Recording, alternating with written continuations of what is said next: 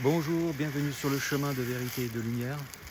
Aujourd'hui, je suis à Médou, aux grottes de Médou.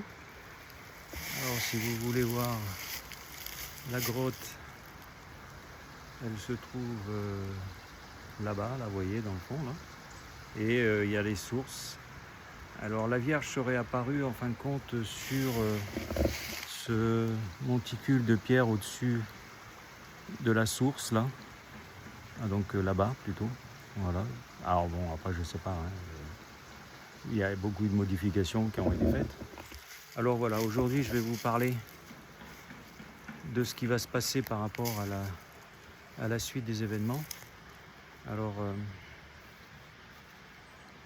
voilà, ce qui se passe, c'est que je voulais parler depuis un moment de certaines choses par rapport à ce qui se passe dans le monde, parce que j'en entends des échos à chaque fois et je voudrais en parler.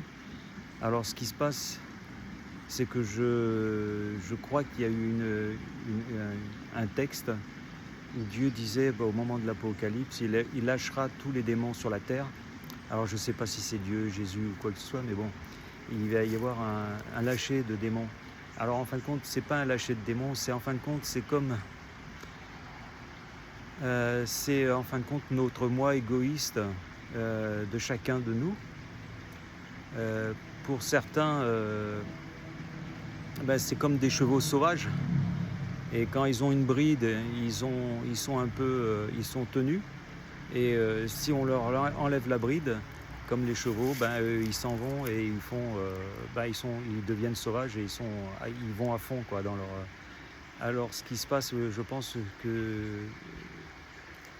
Dieu a prévu ça, c'est qu'en fin de compte, en lâchant la bride sur notre ego, pour accentuer en fin de compte la dégradation générale dans le monde entier. Parce que j'entends parler des chasseurs qui tirent sur des gens, des trucs inimaginables, quoi. Je veux dire, on a l'impression que les gens font n'importe quoi et n'importe comment, que ce soit les gouvernements, que ce soit les gens, et ça va aller, je crois, de pire en pire, parce que notre ego est lâché, en fin de compte, comme un cheval sauvage. Et là, je pense que ça va être très très dur pour...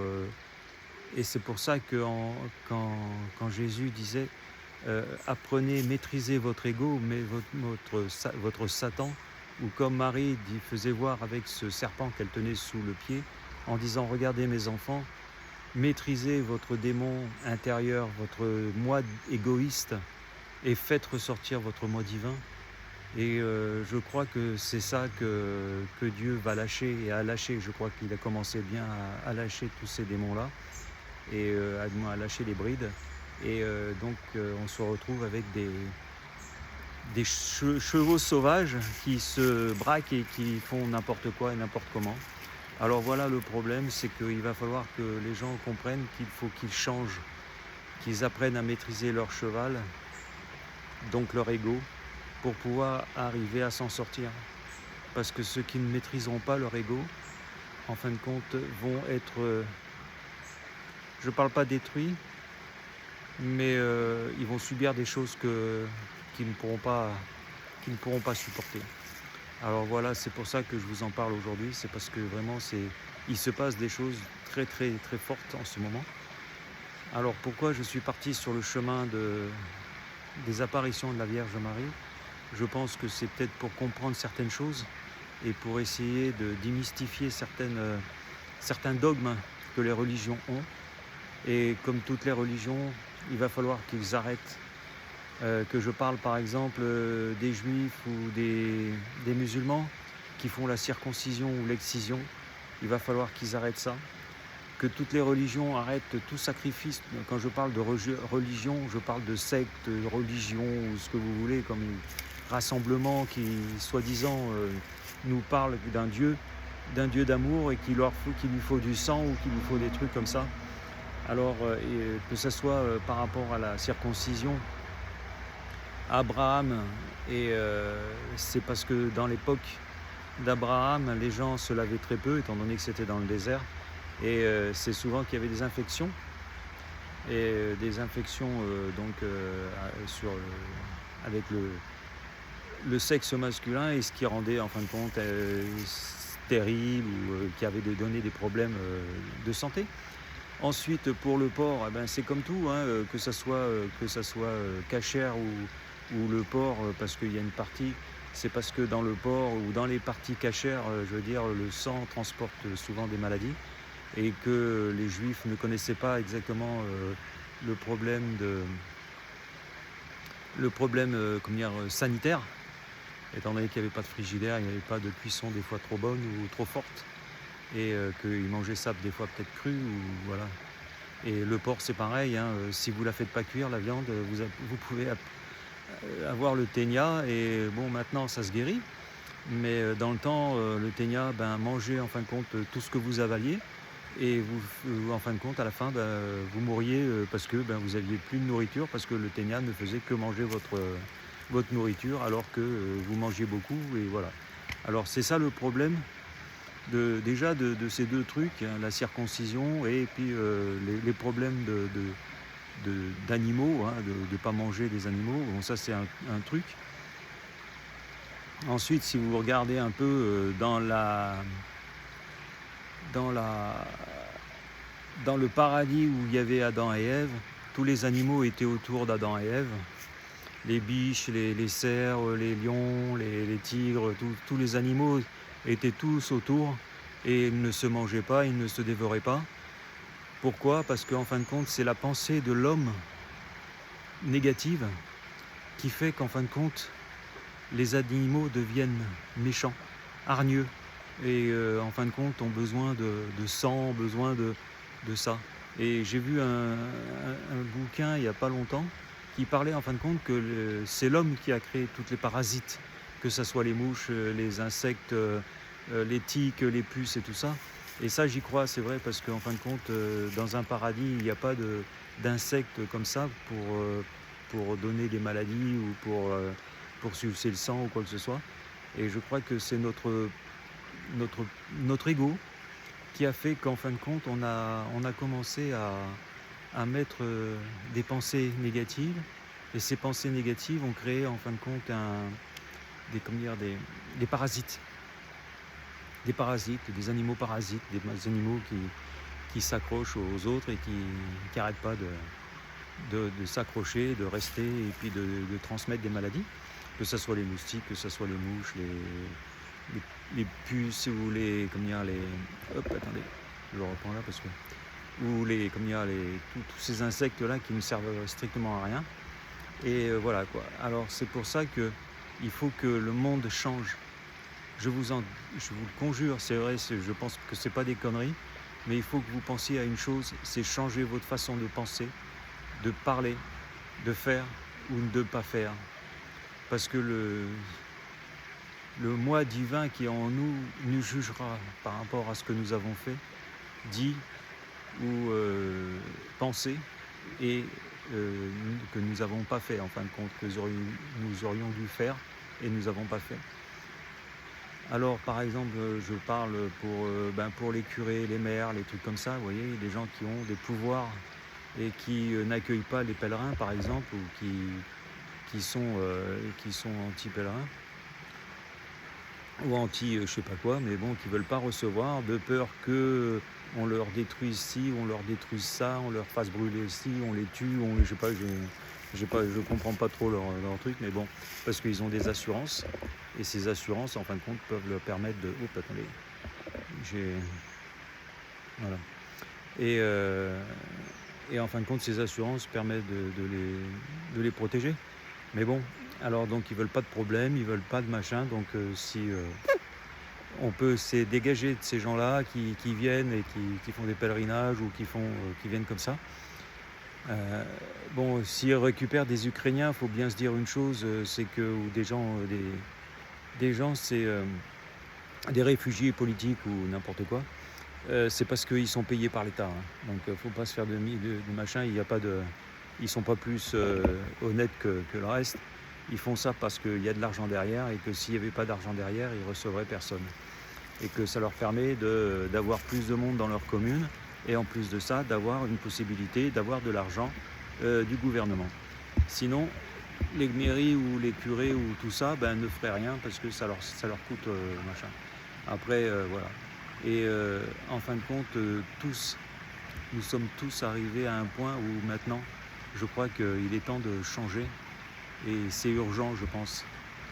Parce que je vois tout ce qui se passe, j'entends tout ce qui se dit.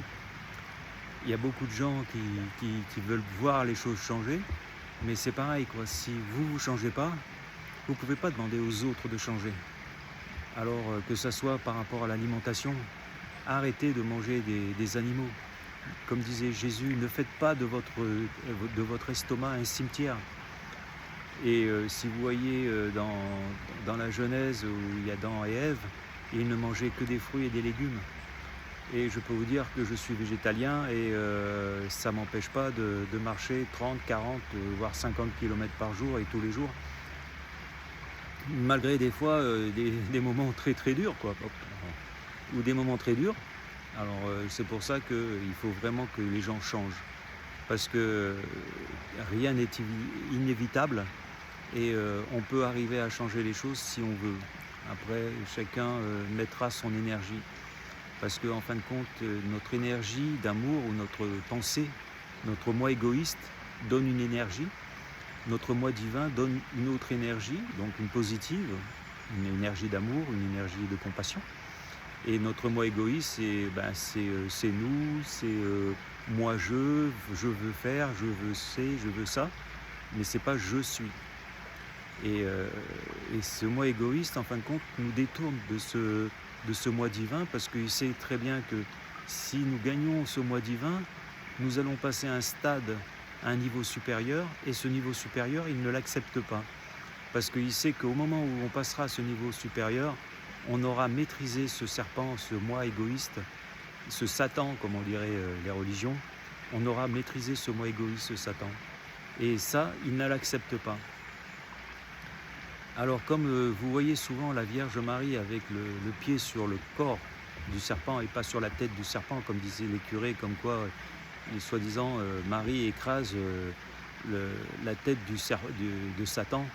En fin de compte, elle n'écrase jamais la tête de Satan et on le voit sur les statues, elle met toujours son pied derrière la tête du serpent et elle n'écrase jamais la tête. Alors c'est pour ça qu'il faut bien comprendre que c'est ce moi égoïste que Marie nous dit: mes enfants, faites comme moi, apprenez à maîtriser votre moi égoïste pour qu'enfin votre moi divin puisse s'exprimer et sortir de son côté où il laisse faire les choses. Et en maîtrisant ce moi égoïste, en fin de compte, vous laissez parler le moi divin. Car on en a besoin et que chacun en a besoin. Parce que les maladies, tous les problèmes que nous avons sont souvent à cause de notre moi égoïste qui nous fait croire des choses qu'en fin de compte, il ne peut pas ni assurer, ni donner, ni rien faire. Parce qu'en fin de compte, il a, malgré tout, même s'il parle, c'est pas lui qui a le pouvoir, c'est nous qui avons le pouvoir. Et si nous avons le pouvoir de choisir ce moi égoïste et de le laisser parler, de le laisser faire, de le laisser dire ou quoi que ce soit, ou de le faire taire pour que le moi divin puisse s'exprimer en nous. Et si nous nous exprimons avec le moi divin, alors là, c'est comme une explosion de chaleur, une explosion de lumière, une explosion de beaucoup de choses. Et là, les gens comprendront que même la maladie, aucune maladie, ne peut arriver à pénétrer ni notre corps, ni notre esprit. Et c'est comme certaines personnes qui pensent que on ne peut pas servir deux maîtres. Et encore une fois, je le répète, on ne peut pas servir deux maîtres à la fois. On ne peut pas servir Satan et Dieu. Où on a la foi en Dieu. La foi en Dieu, c'est donner et croire en permanence sans avoir un moment de faiblesse, exactement comme dans les Écritures où il y a Job que Satan essaye de détourner de la face de Dieu et Job reste toujours impassible et qui reste toujours fidèle à Dieu. Et c'est ça, en fin de compte, notre exercice sur Terre, c'est de voir si on arrive à monter, à devenir en fin de compte comme Job, et à rester fidèle à Job, comme Job, et à rester fidèle à Dieu. Et nous devons rester fidèles à Dieu. Mais nous ne pouvons pas servir 2 maîtres à la fois. Ça veut dire que nous ne pouvons pas, par exemple, demander à ce que on nous fasse des vaccins pour nous détruire et qu'on nous fasse aussi et qu'on aille voir Dieu pour dire maintenant règle le problème. Ça se passe pas comme ça. Il faut avoir la foi, mais une seule direction.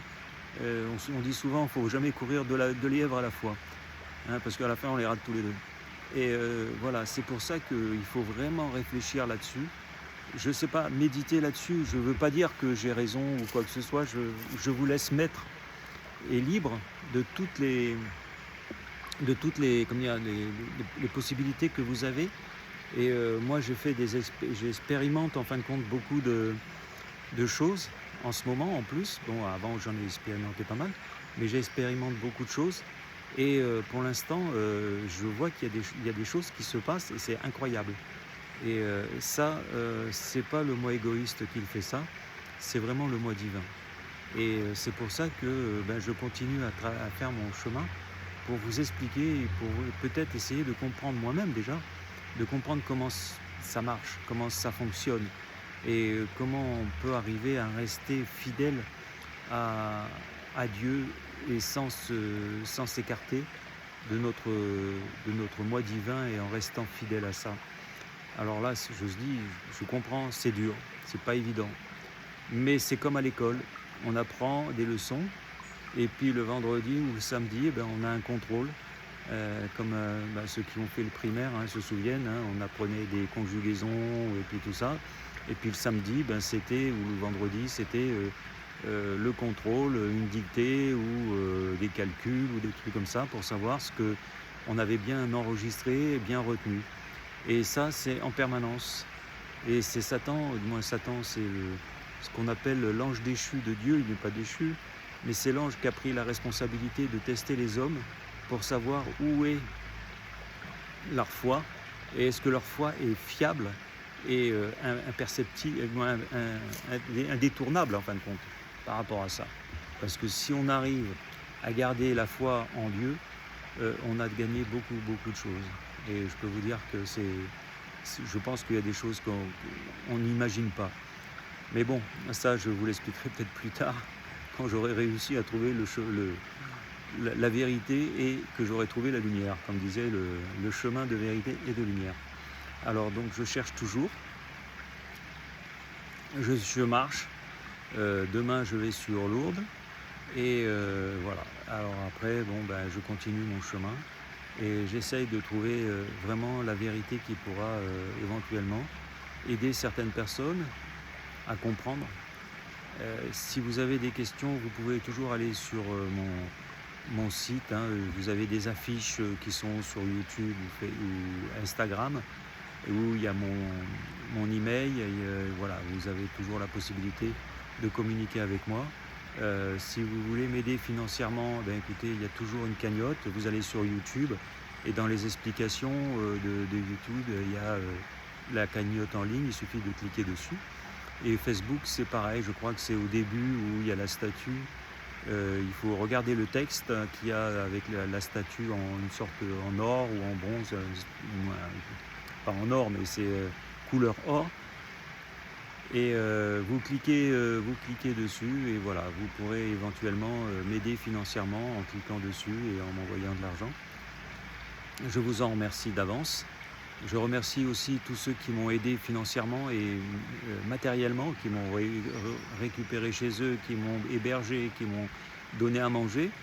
Je leur remercie beaucoup, ces gens-là, parce que ça a été formidable. J'ai eu des personnes avec qui j'ai discuté spirituel, mais c'était incroyable. Elles m'ont appris beaucoup, beaucoup de choses. Et surtout dernièrement dans un petit village à Arnaud de Guilaine, où franchement, j'aurais jamais pensé tomber sur des gens comme ça, dans un petit village comme ça. Mais bon, voilà, il n'y a jamais de rien sans rien. Et voilà, c'est pour ça que continuer à chercher la vérité et à continuer, si vous voulez, j'essaierai de faire d'autres vidéos pour essayer de comprendre un peu comment expliquer d'autres choses et tout. Après, c'est pas évident, je sais. mais il faut le faire. Et on peut rien sans rien, et tout se passe des fois avec beaucoup de difficultés, mais on y arrive quand même. C'est dur, je comprends, parce que j'ai souffert. Là, j'ai fait par exemple comme dire, un GR10 là, je peux vous dire que avec 25 kilos sur le dos, j'ai pas mal galéré parce qu'il y avait pas mal de gros cailloux et tout ça. Il fallait faire de l'escalade pratiquement. Et quand vous faites 20 km, parce que j'ai pas fait 30 km, mais j'ai fait 20 km et 15 km ou 20 km le deuxième jour, je peux vous dire que c'est très dur avec 25 kg sur le dos. Surtout que ça montait pas mal et que ça descendait pas mal, et surtout que c'était pas des chemins bien faits, quoi. Je veux dire, c'était vraiment des grosses pierres. Il fallait sauter d'une pierre à l'autre, pas tomber, pas glisser, monter juste sur les arêtes ou les trucs comme ça, et puis reprendre avec le pied. Je veux dire, j'ai fait vraiment de l'escalade et de la grimpette. Voilà. Écoutez, si vous avez d'autres questions, je reviendrai un peu sur ces vidéos, et j'essaye de... Parce que le problème, c'est que je ne suis pas toujours en Wi-Fi là où je m'arrête. Alors, c'est pas évident pour moi de mettre les vidéos en place. Et donc voilà, et c'est le problème, c'est ça, c'est le truc de pouvoir mettre en ligne les vidéos, parce que des fois ça met du temps à charger, j'ai pas de Wi-Fi, donc c'est un peu la galère, ou d'internet, c'est un peu la galère. Alors déjà que je suis pas un spécialiste de l'informatique et tout ce qui est vidéo ou du machin, alors c'est un peu, pour moi c'est un peu la galère. Et puis quand j'arrive, je suis généralement... Quand j'ai fait 30 ou 40 km, je suis hyper crevé. Il faut que je trouve un logement, il faut que je trouve un moyen pour manger, ou sauf si je suis invité pour aller manger. Mais voilà, c'est vraiment un peu la galère. Donc quand j'arrive, je suis vraiment crevé. J'ai pas trop envie de faire de vidéos ou de faire quoi que ce soit. J'essaye de tenir un peu mon calepin à jour et puis voilà, et puis essayer d'avancer. Alors je vous remercie à tous qui m'avaient aidé, qui m'ont aidé sur le chemin, qui m'ont recueilli, qui m'ont nourri, qui m'ont donné à manger. Je remercie avec qui j'ai eu des conversations très, très spirituelles et très intéressantes. Il y a pas mal de personnes avec qui j'ai pu être informé de beaucoup de choses et apprendre beaucoup de choses.